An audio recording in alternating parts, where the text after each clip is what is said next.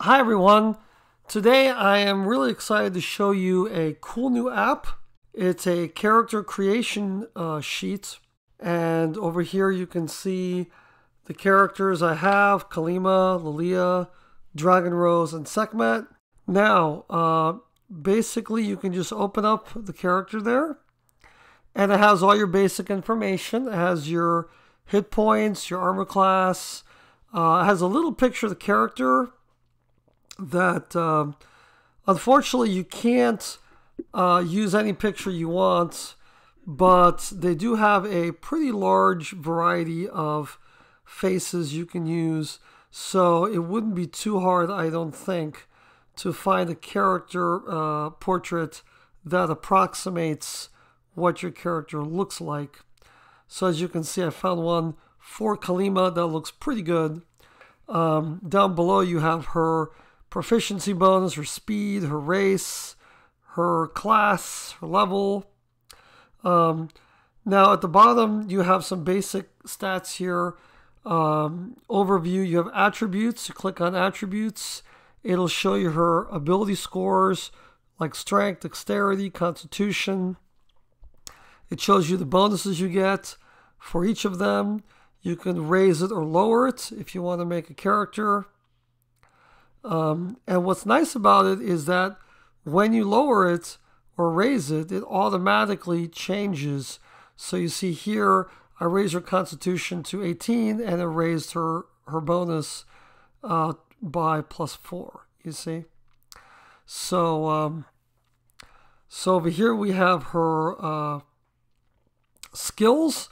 Now, normally when I make the D&D sheet, I don't have this many skills listed, and the reason for that is because some of these skills are 0, like acrobatics, but a lot of these skills, Kalima will get a small bonus just because of her ability scores.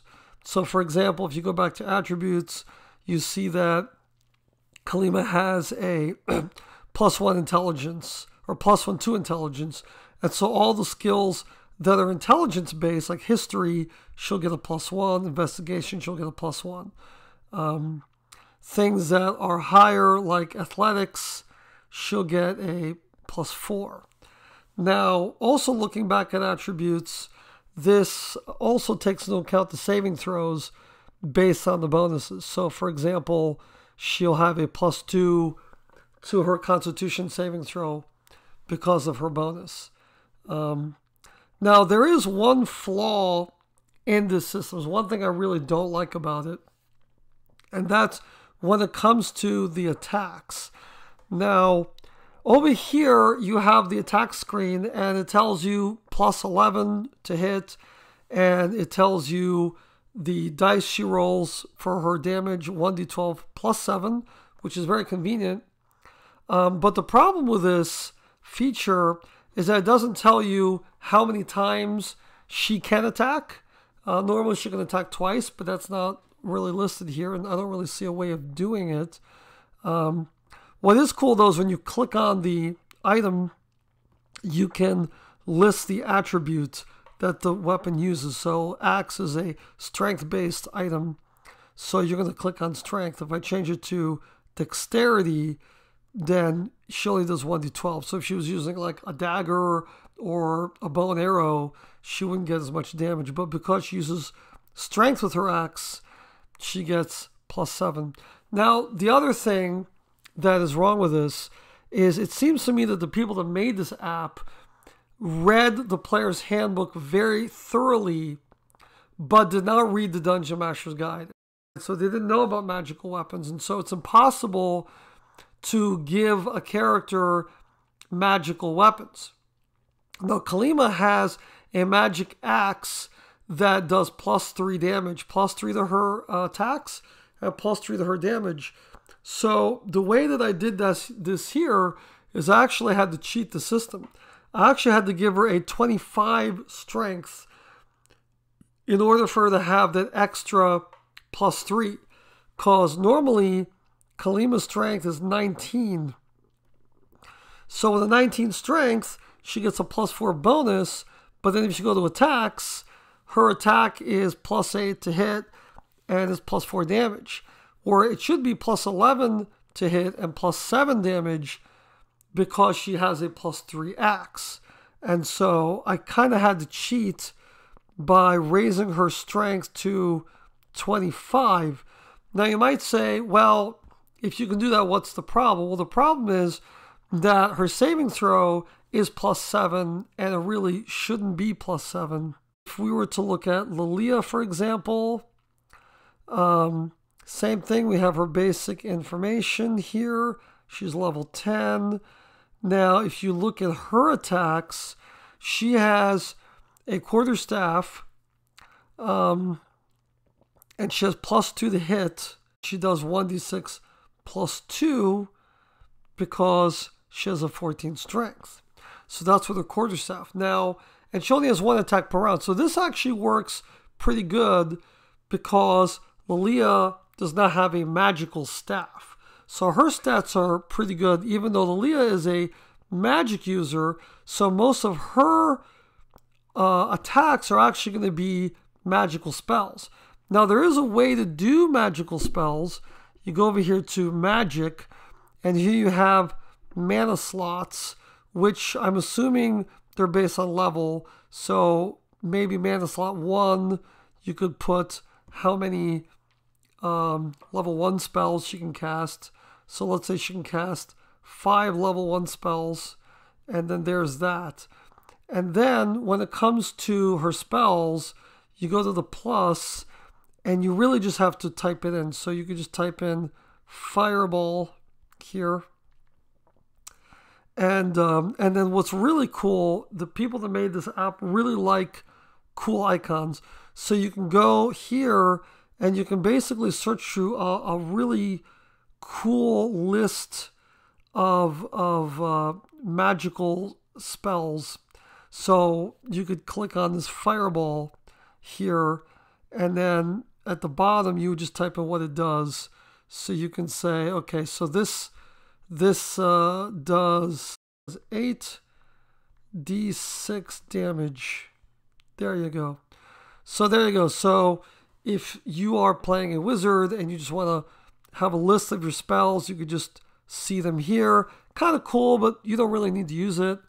If we look at some of our other characters, we have Sekhmet, and same basic information here as everybody else. But again, we have a problem with the attacks.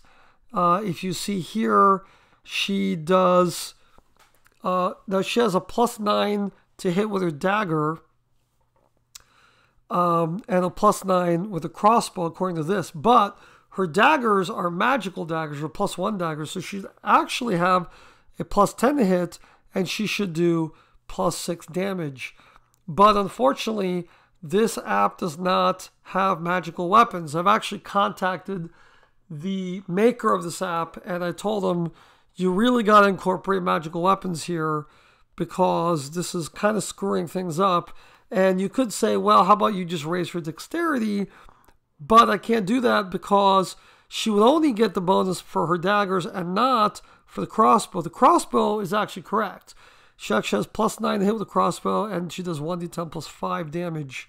So the crossbow would be correct, but the dagger is wrong. And so if I raise her dexterity, then the crossbow would be wrong, and the dagger would be correct. So, but one thing that's really cool is if you look at the skills, you can see, and again, I think that the makers of this app read the player's handbook very carefully because rogues get special bonuses for their skills. And so, for example, if you look at Sekhmet's acrobatic bonus, she actually has a 13 to acrobatics because of her class, you double, that's what the 2 times symbol stands for, you double her proficiency bonus. So here is her proficiency, so you double that, which would make it 8, it'd be plus 4 times 2, which is 8, and then you add her dexterity, and you look at her dexterity is plus 5, 8 plus 5 is 13, that's how she has such a high acrobatics. So they took that into account, but it doesn't look like they took much else into account. Now, you can actually look at a really cool list of inventories. So I made a little inventory sheet for Sekhmet, so you can see that she has 2 daggers. She has a crossbow. You can actually list the weight of the daggers, how much the daggers cost for the crossbow in this case. You could put that she wears studded leather. You can equip it or unequip it. You can actually go to what's called shop, and you can search through a long list of weapons and armor. So let's say I wanted to give Sekhmet a whip. Here is a whip and a picture of a whip. You can also customize items. You can go to custom. I actually made a couple custom items for my monk character, Dragon Rose. So over here I have monk staff, and you can actually edit the item. So if you don't like this image, you can go through and you can say, well, I want this item to look like, let me see, I want my monk staff to look like, let's say this flute. So it's a combination staff and flute. So you can do something cool like that. You can change the amount of damage it does. So let's say you want the monk staff to do 1d10 damage. You can do that. But what's really dumb about this, though, you can actually have some ridiculous damage here. I could have the monk staff do 2d100 damage, which of course is impossible unless you're like a god. You know, you can't do this kind of damage. So that's obviously ridiculous. But that's just basically what they did, I think, for fun. But you can't do plus damage, which is unfortunate. So what I think that this app would be really useful for is keeping track of information as you're playing. So things like hit points. If you want to have your phone out while we're playing, you can look at the hit points, and it says 67 hit points out of 67. Let's say Sekhmet is fighting an ogre, and she takes 5 damage from the ogre's mace. Then you just go minus, and there you go. Now she has 62 hit points. So things like that. The other thing that's cool is you can indicate how much experience points she gets on the fly. So let's say we go back to one of our other characters, Kalima. Kalima is almost level 10. She's level 9. She has 59,676 experience points out of 64,000. What that means is when she gets to 64,000 XP, she's going to become level 10.